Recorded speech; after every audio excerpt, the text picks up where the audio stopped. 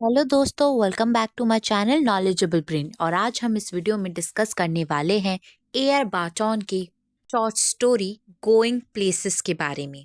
दोस्तों, going places कहानी है एक यंग लड़की सोफी के बारे में, जिसके सपनों और रियल लाइफ के बीच में कॉन्ट्रास्ट दिखाया गया है।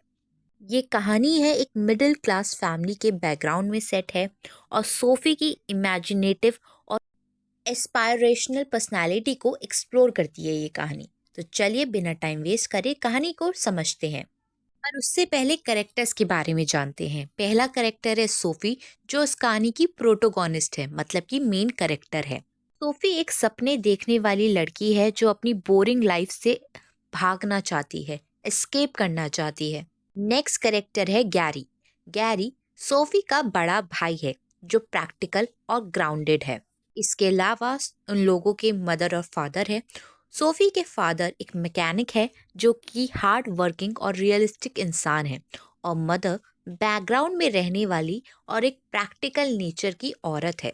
इसके अलावा इस कहानी में एक फेमस फुटबॉलर प्लेयर का भी जिक्र किया गया है, जिसका नाम होता है डैनी कैसी। यहाँ पे इस कहानी में सोफी इमेजिन भी करती है कि वो उस फेमस फुटबॉलर से मिली है।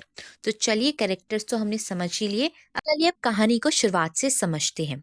कहानी की शुरुआत होती है सोफी और उसके बेस्ट फ्रेंड जेंसी के बीच एक कन्वर्सेशन से, एक बातचीत से। सोफी अपने सपनों के बारे में बात करती है। वो फैशन डिजाइनर बनना चाहती है, एक ग्लैमरस जिंदगी जीना चाहती है। ग्लैमरस मतलब आलीशान जिंदगी जीना चाहती है, वहाँ पे फेम हो, पैसा हो। लेकिन जेंसी, जो सोफी की दोस्त है, उसे हमेशा प्रैक्टिकल रहने के लिए कहती है। सोफी की फैमिली मिडिल क्लास है। उनका फाइनेंशियल कंडीशन बहुत ही सिंपल है। उसके फादर एक मैकेनिक है और घर का माहौल काफी प्लेन और प्रैक्टिकल है। सोफी अपने भाई गैरी से भी बात करती है और कहती है कि वो एक दिन डैनी कैसी, जो कि एक फेमस फुटबॉलर है, उससे भी मिलेगी।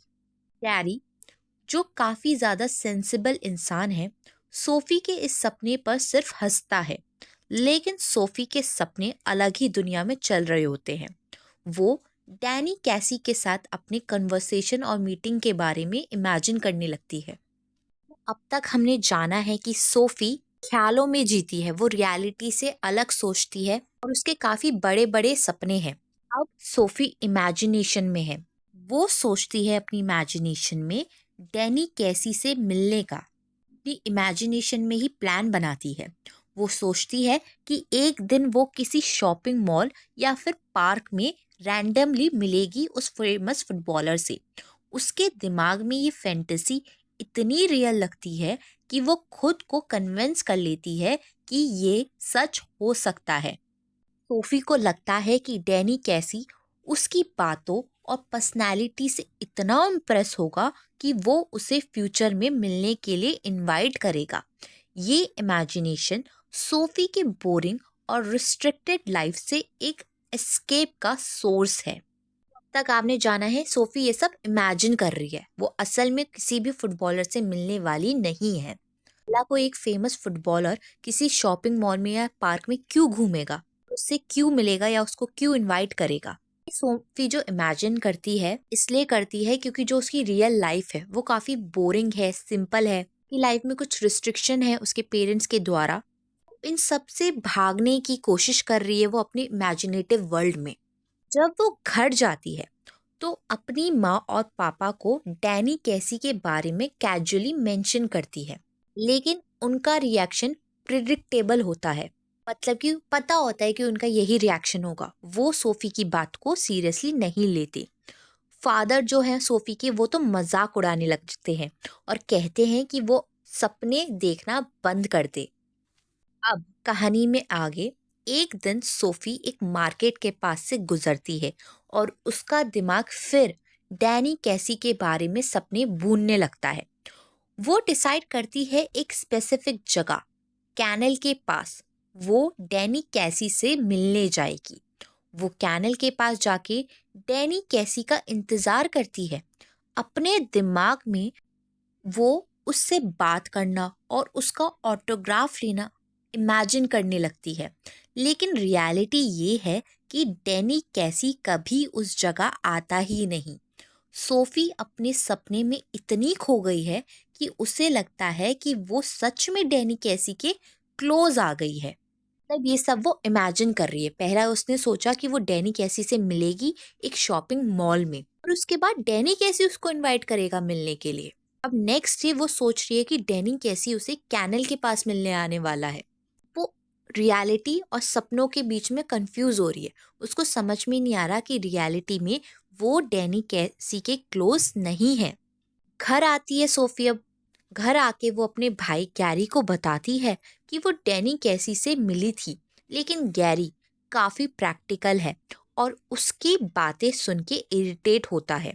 गैरी उसे कहता है कि वो सपने देखना बंद करे और रियल लाइफ में फोकस करे। सोफी की कहानी पर कोई घर में बिलीव नहीं करता है। अब सोफी के सपने धीरे धीरे उसके लिए एक एम्बैरेसमेंट बन जाती है।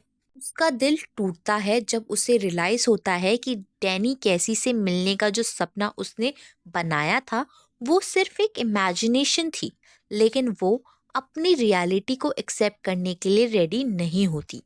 सोफी की कहानी यहाँ एक स्ट्रॉन्ग मैसेज दिखाती है कि जब हम सपनों को रियलिटी के ऊपर रखते हैं तो हमें सिर्फ डिसअपॉइंटमेंट मिलती है, हम सिर्फ निराश होते हैं। उसका इमेजिनेशन उसकी रियलिटी से मिलता ही नहीं, और इस रियलाइजेशन के बाद वो काफ़ी ज़्यादा अकेला फील करती है, काफ़ी लोनली फील करती है। यहीं पे कहानी खत्म हो जाती है। दोस्तों, गोइंग प्लेसेस एक थॉट प्रोवोकिंग कहानी है जो सपने और रियलिटी के बीच में कॉन्ट्रास्ट को हाईलाइट करती है, डिफरेंस को हाईलाइट करती है। सोफी की जर्नी एक रिमाइंडर है कि सपने देखना ज़रूरी है, लेकिन उन्हें अचीव करने के लिए रियलिटी को समझना भी इक्वली इम्पॉर्टेंट है। कहानी एक यूनिवर्सल मैसेज देती है कि इमेजिनेशन लाइफ का एक हिस्सा होना चाहिए, लेकिन रियल लाइफ की चैलेंजेस को इग्नोर नहीं करना चाहिए। सोफी का कैरेक्टर हर उस इंसान के लिए रिलेटेबल है जो अपने सपनों को अपनी रियलिटी से ऊपर रखता है। कहानी का मैसेज सिंपल है, सपने देखना अच्छा है, लेकिन उन्हें अचीव करने के लिए मेहनत और रियलिटी का सामना करना भी ज़रूरी है। आई होप आपको कहानी समझ में आ गई हो। वीडियोस देखने के लिए हमारे चैनल को लाइक करें, शेयर करें और सब्सक्राइब करना ना भूलें। अगली बार फिर मिलेंगे एक और नई वीडियो के साथ। Thank you for watching this video.